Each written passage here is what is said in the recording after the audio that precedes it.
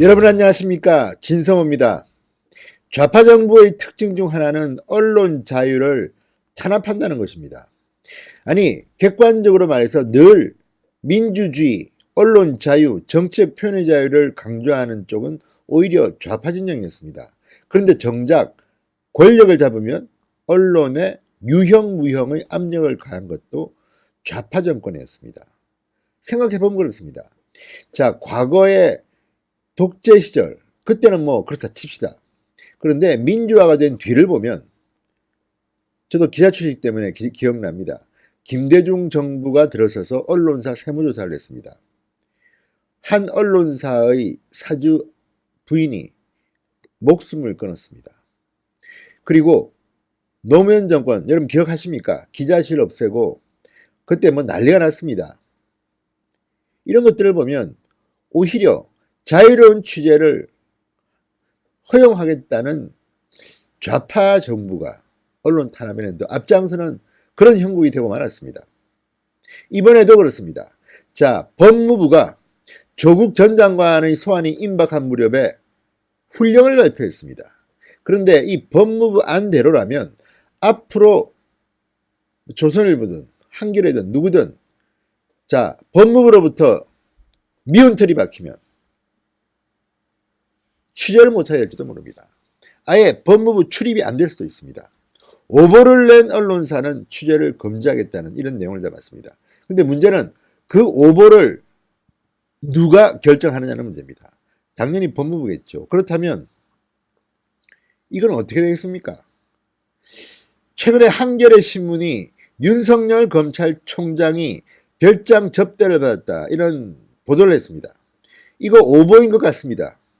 지금 윤석열 검찰은 고소까지 했습니다. 그런데 그러면 앞으로 한겨레 신문 기자들은 검찰 출입 못하는 겁니까? 묻고 싶습니다. 지금 아주 일이 이상하게 돌아가고 있습니다. 진성호의 융단 폭격 시작합니다. 문재인 법무부를 융단 폭격합니다.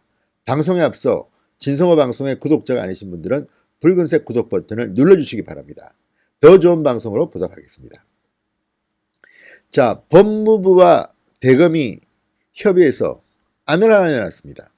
그런데 법무부는 검찰이 조국 전 장관에 대한 소환 조사를 고민하는 이 와중에 새로운 훈령을 공개했습니다.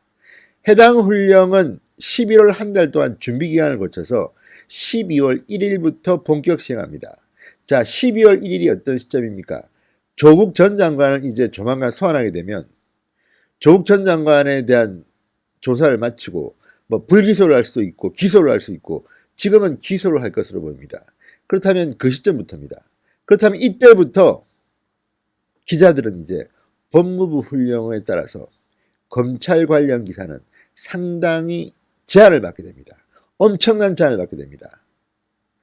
악법도 이런 악법, 국민의 알 권리보다는 법무부와 검찰의 방어 논리, 이제 국민들은 검찰이 무슨 수사를 하고 있는지 알 수 없게 될지도 모릅니다. 법무부와 대검이 협의한 이번 안은 조국 전 장관 수사를 표적으로 만든 게 아니냐, 이런 의혹을 받는 것도 그런 이유입니다. 그동안 민주당과 청와대는 피의 사실 공표 의혹을 집중적으로 차단하려고 했습니다. 늘 입만 열면 이야기를 했습니다. 왜 하필 조국 전 장관이 수사를 받으니까 이런 일들이 벌어지는지 궁금합니다. 그 전에 적폐수사다 뭐다 하면서 개인의 프라이버시는 물론이고 포성줄에 묶인 이재수 전 기무사령관의 모습이 포토라인에 섰습니다. 그럴 때는 입 다물고 있던 그들이 조국 전 장관 일가 수사하니까 이제 이상한 훈령까지 만들어서 발표를 해버렸습니다. 지금 김호수 차관, 조국 전 장관이 물러나고 난 뒤 장관 대행을 맡고 있는 김호수 차관은 훨씬 더 심할 정도로 언론의 자유를 옥죄고 있는 것으로 보입니다. 자, 법무부가 이 훈령을 만든 이유는 피의자의 인권 침해를 최소화하고 공정한 재판을 받을 권리를 보장하기 위한 조치라고 밝혔습니다. 여러분, 정유라 기억나십니까? 정유라는 구속영장이 기각됐는데도 얼굴 사진, 이름 다 나왔습니다. 그런데 지금 정경심 씨 구속됐습니다. 조국 전 장관의 부인입니다. 공인이라고 할 수 있습니다. 그런데도 지금 언론을 보면 어떤 언론은 얼굴이 나오고 어떤 언론은 얼굴이 나오지 않습니다. TV도 마찬가지입니다. 이게 정상적인 인권 국가라고 할 수 있습니까? 정유라에 대해서 했던 언론사들은 지금쯤 반성문 써야 되는 거 아닙니까? 너무했던 건 아닙니까? 지금도 정유라의 얼굴은 그대로 공개되고 있습니다. 이거 어떻게 된 겁니까? 이런 식으로 하는 것이 맞는 겁니까? 자, 언론계에서는 피의 사실 공표를 명분으로 국민의 알 권리와 언론의 자유를 제한하는 독소자의 담긴 규정이라고 지금 반발하고 있습니다. 기자들이 난리가 났습니다. 당장 검찰 출입 기자들은 기자단과 어떤 협의도 없었던 일방적인 발표다. 이렇게 지금 반발하고 있습니다. 반란이 일어나고 있는 중입니다. 지금 아마 계속해서 언론들 그리고 언론 학자들 다 들고 일어날 겁니다. 이런 식으로 언론 자유를 봉쇄한다? 자, 그리고 이게 점진적으로 이루어진다면 뭐 장기적으로는 이런 발상도 뭐 있을 수 있다고 봅니다. 저는. 그렇지만 갑자기 조국 전 장관 소환된다니까 이렇게 서둘러 발표한 느낌이 없지 않습니다. 자, 중앙일보와의 통화에서 김성철 고려대 교수, 저와 생각이 비슷합니다. 피의 사실 공표는 잘못된 관행이다. 그렇지만 법무부가 공개한 이 훈령에 따르면 국민의 알 권리가 지나치게 제한될 우려가 있다. 공론화 과정도 없이 정부가 너무 급격한 정책을 발표했다. 공론화 과정이라는 게 생략돼 버렸습니다. 조국이 들어가면 무조건 이 정부는 타격적인 충격적인 조치들을 내고 있습니다. 이 나라가 무슨 조국을 위한 나라입니까? 뭡니까? 자, 이 법무부가 발표한 훈령의 핵심 내용, 기존 법령상 공개가 허용됐던 공소가 제기된 사건 내용 공개를 상당 부분 제한하고 있습니다. 예를 들어서 법무부는 기소된 사건의 경우에도 지금은 기소되면 공소장 다 씁니다. 그런데 기소된 사건의 경우라도 죄명과 공소사실 요지, 공소제기 방식, 수사 경위 등만 제한적으로 공개하도록 했습니다. 사건 관계인의 진술 및 증언 내용, 증거의 내용 등은 민간위원이 과반으로 구성된 각 검찰청의 형사사건 공개 심의위원회를 통해서 위원 과반이 국민에게 알릴 필요가 있는 중요 사안으로 합의한 경우에만 공개토록 했습니다. 그러니까 검열을 하겠다는 겁니다. 이걸 갖다가 이들이 구성한 형사사건 공개 심의위원회에서 검열을 하겠다는 겁니다. 자, 기존 형법상 피의사실 공표자는 공소제기 이전에만 적용됐습니다. 그런데 공소가 제기된 후에도 지금은 규제를 하겠다는 겁니다.